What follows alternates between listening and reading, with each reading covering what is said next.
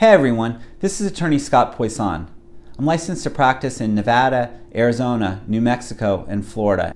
Today we are going to make sense of insurance policy limits and how they impact a car accident case.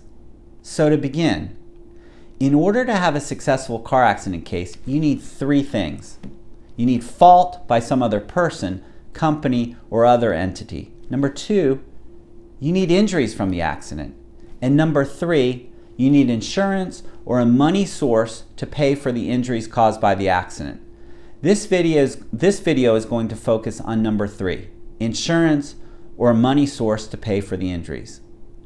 Keep in mind, if there's no insurance or money source, it will not matter how much someone is at fault or how badly someone is hurt.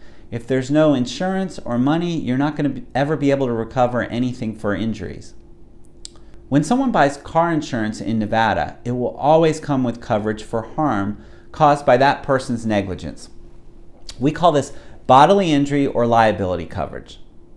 The policy limit is the dollar amount that represents the maximum amount of money that the at-fault driver's insurance company will pay for the harm caused to the insured person by the at-fault driver. For example, assume that you are injured in a car accident and the at-fault driver has limits of $100,000. That would mean that $100,000 is going to be the most money that the at-fault driver's insurance company will pay. This is true even if your medical bills, lost wages, and other damages add up to much more than the policy limit, and it is generally true even if a case goes to trial and a jury awards way more than the policy limit. Now, auto insurance policies will often have different types of coverages, and each will have its own separate limits. For example, in addition to bodily injury coverage, a person may also have collision coverage or med pay coverage.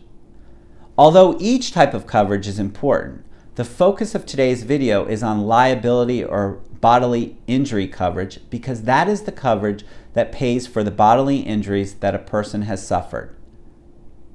Those injuries would include things like medical bills, lost wages, and pain and suffering damages. Every state has a minimum amount of insurance coverage that a driver must have. However, a state's minimum limits is just that, a minimum or a starting point. People can purchase much higher coverage. It is not uncommon to see liability limits in Nevada of $100,000 or $250,000. Some people purchase umbrella policies which can increase limits to over $1 million. Generally, a lot of businesses will carry $1 million or more of insurance coverage. In Nevada, the mandatory limit is $25,000.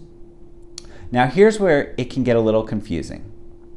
Nevada requires a minimum of $25,000 per person and $50,000 per accident.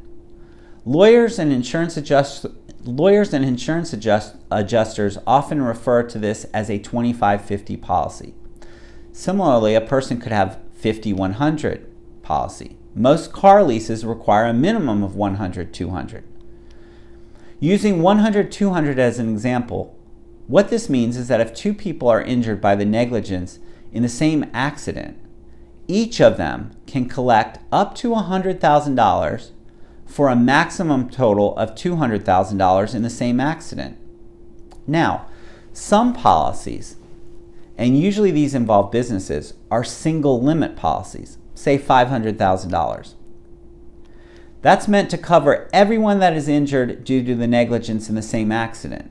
If the limit is $500,000 and there are 5 people in the accident, the insurance company will pay up to a total of $500,000.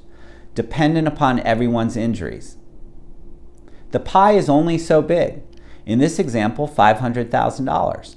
It would not matter if all 5 people have medical bills of $250,000 each. The insurance company will only have to pay out a total of $500,000 amongst all 5 claimants. In the case of a 25-50 or 100-200 policy, if there are only 2 injured people, there would never be a fight because each person can get up to the separate limit per person. But if there are more than 2 people injured, then there could be a fight for a bigger piece of the pie. Keep in mind, there is no priority. It does not matter who filed the claim first. So how does that work?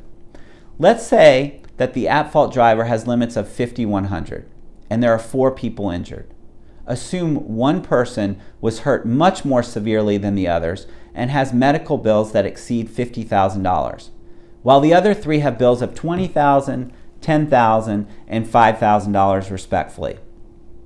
In this example, the person that was injured the most will likely get the max individual limits of $50,000, while the other 3 fight it out over the remaining $50,000 limit. A typical way that is often used to apportion the $50,000 amongst the 3 would be based upon their medical bills. So in this example, the total bills amongst the 3 equals $35,000. Person A with $20,000 in medical bills equals 57% of the combined total meds. 57% of $50,000 equals $28,500. So person A will likely end up with $28,500 out of the remaining $50,000. Person B with $10,000 in bills, which is 28% of the combined total meds, would get approximately $14,000. And person C with $5,000 in bills, which represents 14% of the total meds, would likely get around $7,000. Now that's not a formula that's set in stone, but that's typically how it's done. This brings us to the final point, which I get asked every week.